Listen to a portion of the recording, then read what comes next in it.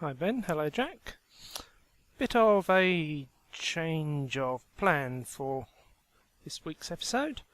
I said I was going to be going exploring to try and have a look at some of the new biomes this week, but turns out that Mojang is still making changes to the terrain generation, so I'm currently staying around this area rather than going and finding something and then finding that they've made a wonderful change to it that I haven't seen. Also, I had a bit of a mishap whilst I was recording the title sequence for last week's episode, and well, let's have a look at the full video.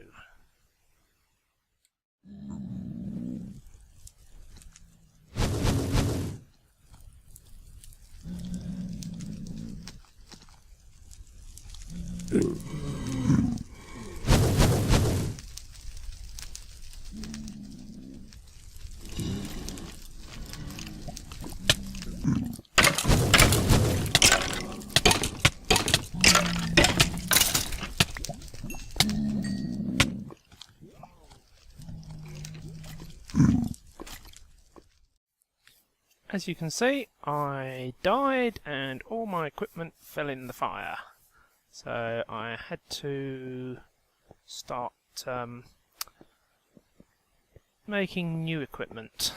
I had the chicken machine going again to get arrows for a while, and then I found this, a skeleton spawner, which means that I can now get as many bones and arrows as I like.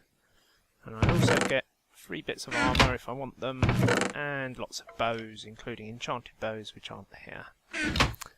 So I thought, rather than recording me making this spawner grinder,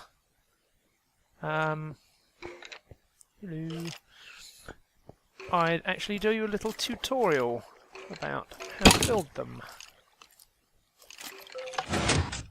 Burn, skeletons. Right, here we go then. Let's go over to a creative world I prepared earlier.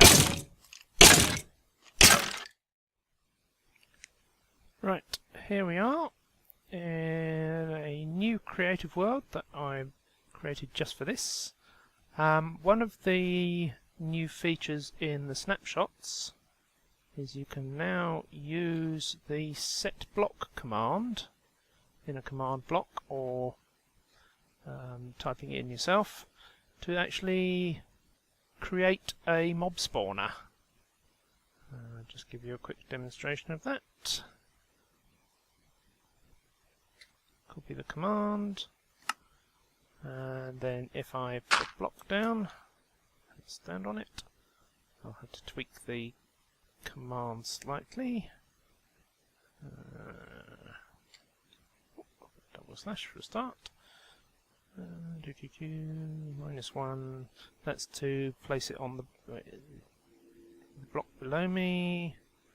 And that's to replace the existing block. Here it is. One skelly spawner, which we don't want there. Anyway, that's let me create this world and put the spawners in. Previously you could only get spawners in a creative world by using external tool like MCEdit to place it in. All you could get otherwise, I believe, was pig spawners, because you couldn't specify what type of spawner you wanted. Right, so some numbers first of all. Spawners only activate when you are within 16 blocks of them, which is this area here. It should be a sphere centered on the spawner, actually centered on the very middle of the spawner. You can see there at the moment the spawner is not turning, or the skeleton in the spawner is not turning, and there's no flame effects, so but if I move a fraction closer, it all starts up. Now there's a bug. Don't want to bounce up and down there, I want to fly. There's a bug in the game at the moment. The visual effects, the spinning mob and the flames, they are activated when your eye position is within 16 blocks, but the actual spawning occurs when your feet are within 16 blocks. So if I come up to here, about this level I believe, yeah, go down a little more, there we are. It appears to be unactivated. If I set it to midnight though, you see immediately it starts spawning. So you have to be a little careful of that if you're going to be standing directly above or directly below the spawner. Otherwise it shouldn't normally matter. Let's set it back to midday. Also set the difficulty to peaceful to get rid of all the mobs that have spawned.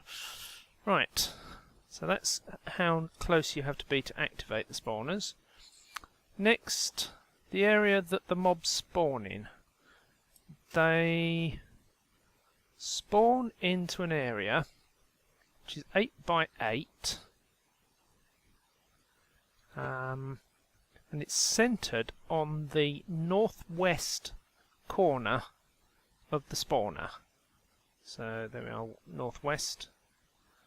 That's because the northwest corner of any block is the point with the lowest coordinates. So you see, if I come over to here, a bit closer to it. Right, I'm nearly on the corner of this block. You can see that my coordinates, both negative, are nearly at a whole number. That block back.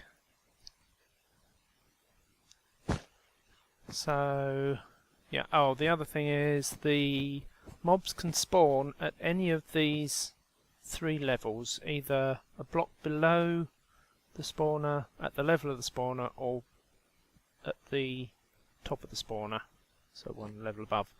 That's where their feet appear, so obviously if they're two blocks tall, a skeleton or a zombie, then they'll spawn with their heads up to that level there.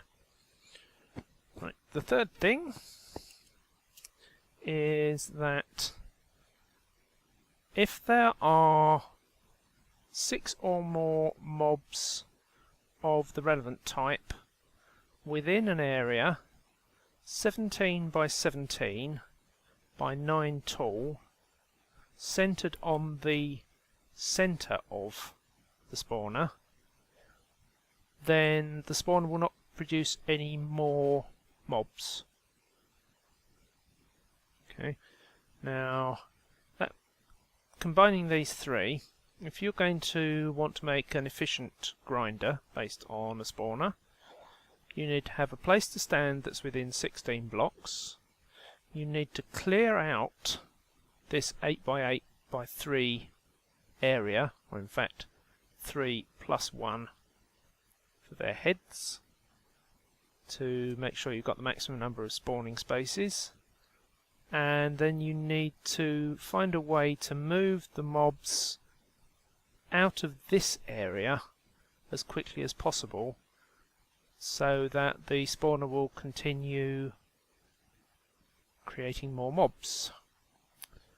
Right, so here's a spawner I created earlier, or dungeon rather, I created earlier. This is sort of a standard one. They're usually centered on the center point of the spawner, so they're an odd number. Some of them are a bit smaller than this. Usually they are at least this tall.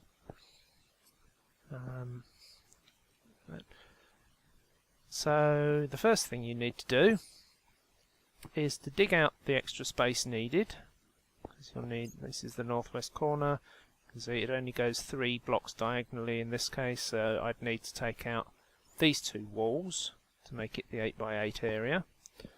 Also need to take out at least 1 layer beneath the spawner. We should be taking out all the mossy cobble anyway. Right, so this is the sort of grinder that I usually create. Let's get some torches because it's a little dark in there. Right, there we go. I've opened up these 2 walls and dug a few blocks down. Let's get out the water. 8x8 is quite convenient if you place a row of water blocks along one side. That's just enough to have the current sweep completely across. So I've then got a 2-high slot cut in the wall with another water stream going across sideways. That pushes the mobs along here and up onto this half slab, as you can see with me. And then because their heads are then within this water block, they'll then swim upwards and out the top. So that moves them away from the spawner quite quickly, and because they end up well above the spawner, they are then outside of that range. The only other thing is you want to put some blocks on top of the spawner here to stop any mobs from landing on top of there and hanging around. So otherwise you can suddenly find that your spawner has stopped producing any more mobs because there's 6 of them standing on the top of there. Now let's go back to hard mode.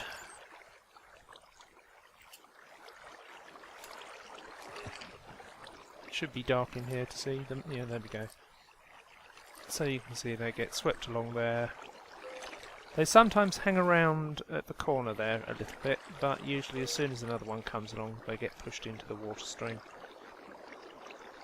Might be a little too light in this corner.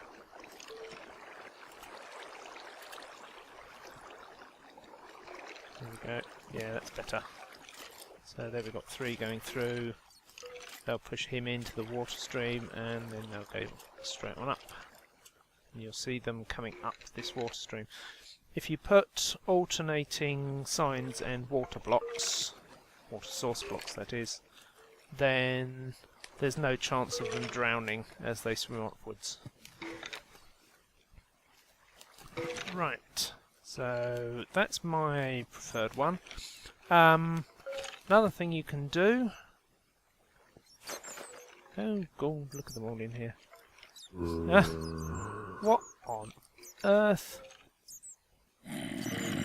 Oh, I suppose before I made it dark outside, these spawning rooms were the only place that they could spawn. Let's go back to peaceful mode a moment. Wish that would get rid of the bats as well.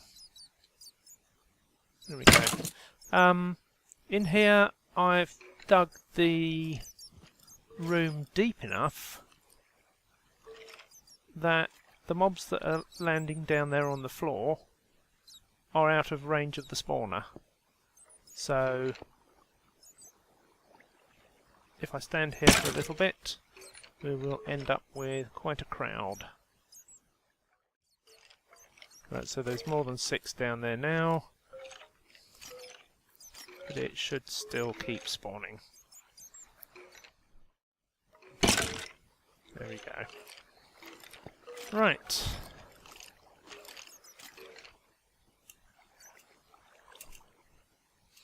Okay, now what to do once you've got hold of your supply of mobs. That depends on whether you want just the basic mob drops, like the bones and arrows from skeletons, or just the rotten meat from zombies, or whether you want to get XP from killing them and get the extra drops. Now, personally, I'm not too keen on using these sort of mob grinders for getting XP. It seems a bit cheap to me.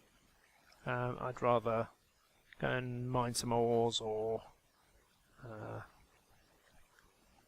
go out hunting mobs in the wild, so to speak, rather than just going AFK next to a grinder for a while and then getting loads of XP for nothing. These things don't take an awful lot of effort to make. It's a bit excessive, I think. But anyway, that's just me. So I usually do ones which try to bring the mobs down to one-hit kill. Not so much for the XP, but for the special drops. So, for example, with skeletons you can get the armour, you can get the occasional bow, and zombies you get shovels and swords and bits of armour. This one, the water stream takes them up at least 24 blocks over where I'm standing. Sorry, about 24 blocks over where I'm standing. And then there's a water stream up here. Just push them across and drop them back down again. We've got space here with vines in it, and signs above and below to stop the vines growing. That, as they fall down here, that resets their drop.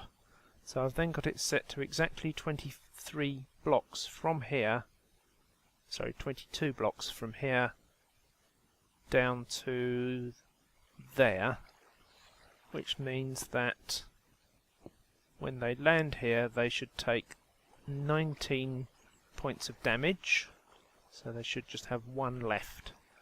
Now all of these suffer from one slight difficulty, which is that the mobs wearing armour don't take as much damage. So the ones that come down here with armour on are going to be more than a one-hit kill. You can also, though, make splash potions of healing for the undead mobs and finish them off with that. So you can let a large number build up in here and then kill them all at once, and that usually gets around the armour limitation. Right, let's just generate a few of these and I'll demonstrate. Okay, I think they might have made a change to the mob AI. I've not seen this before. They're actually climbing on the vines and not falling down at all. Okay, so maybe this version needs to be redesigned. The reason that I have the vines there rather than just having the water stream come across at this level and drop them straight down is that they tend to jump up and down in the water, so sometimes they fall slightly more than 22 blocks, which means that they die when they hit the bottom. Changing it to a drop of 21 blocks would probably work. Anyway, let's leave that failure and come and have a look at this one.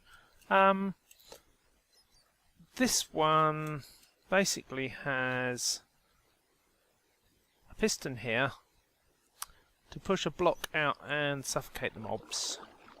So we have a hopper timer here set up. Basically when the redstone signal comes through here, the blocks start moving across from that hopper into this one, and as soon as they're in, any of them are in here, the piston extends and then they all go back the other way, and the piston retracts after just long enough to reduce the skeletons to one hit. I've also got this block here to hold them above the killing area until I hit the button. So as soon as I hit the button, this will withdraw, they'll drop down into here, and then the piston will re-extend, which means that you won't get more coming in here that haven't been crushed. So we can demonstrate this.